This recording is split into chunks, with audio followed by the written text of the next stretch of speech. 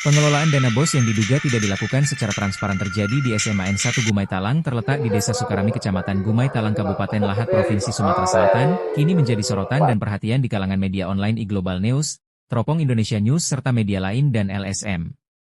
Tidak terpampangnya papan informasi alokasi dana BOS di SMA N1 Gumai diduga menjadi indikasi bahwa pengelolaan dana BOS di sekolah tersebut tidak dilakukan secara transparan.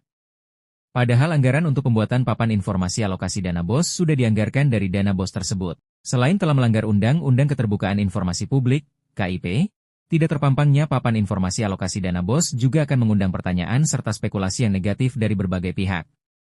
Sudah benar dan sesuaikah pengalokasian dari dana BOS di SMA N1 Gumai Talang, termasuk realisasi dari penggunaan dana pemeliharaan sekolah yang berasal dari dana BOS tersebut? Berdasarkan keterangan dari narasumber yang dapat dipercaya, beliau enggan dicantumkan namanya, membenarkan bahwa papan informasi alokasi dana BOS di sekolahnya memang tidak terpasang sehingga kami berapa dana BOS yang diterima SMAN tersebut, ucapnya.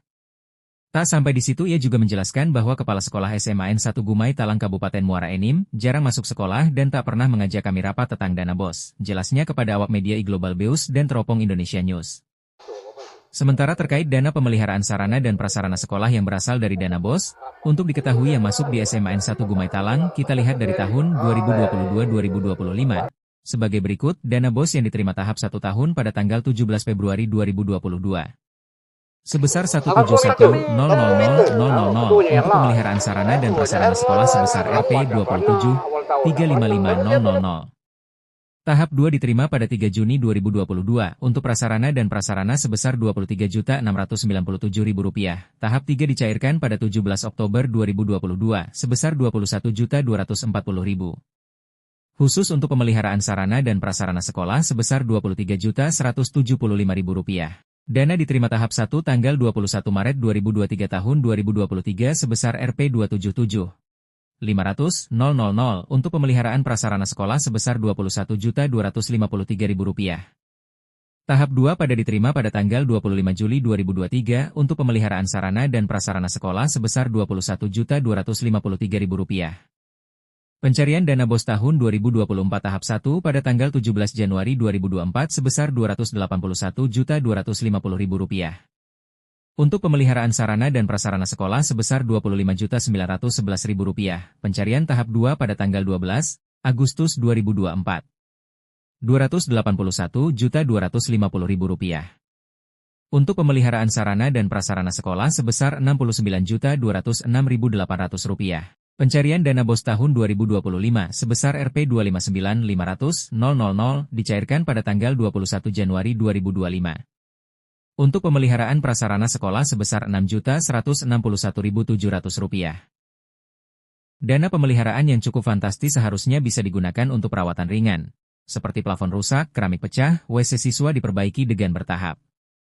Kepsek SMA N1 Gumai Talang Lahat diduga melanggar Undang-Undang Nomor 14 Tahun 2008 tentang Keterbukaan Informasi Publik adalah salah satu produk hukum Indonesia yang dikeluarkan dalam tahun 2008 dan diundangkan pada tanggal 30 April 2008 dan mulai berlaku 2 tahun setelah diundangkan.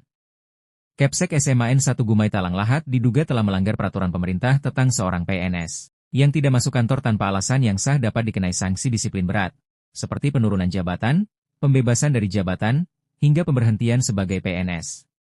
Sanksi yang diberikan bergantung pada jumlah ketidakhadiran, baik secara kumulatif dalam 1 tahun maupun secara terus-menerus, seperti yang diatur dalam PP Nomor 94 Tahun 2021 tentang Disiplin Pegawai Negeri Sipil.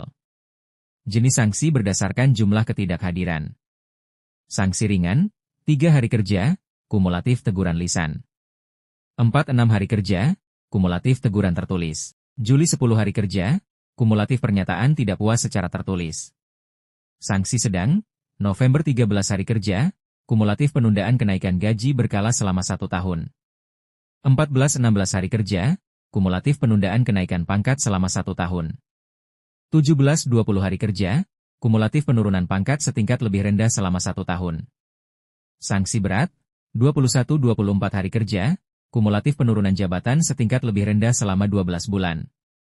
25-27 hari kerja, kumulatif pembebasan dari jabatan menjadi jabatan pelaksana selama 12 bulan. 28 hari kerja atau lebih, kumulatif pemberhentian dengan hormat tidak atas permintaan sendiri sebagai PNS.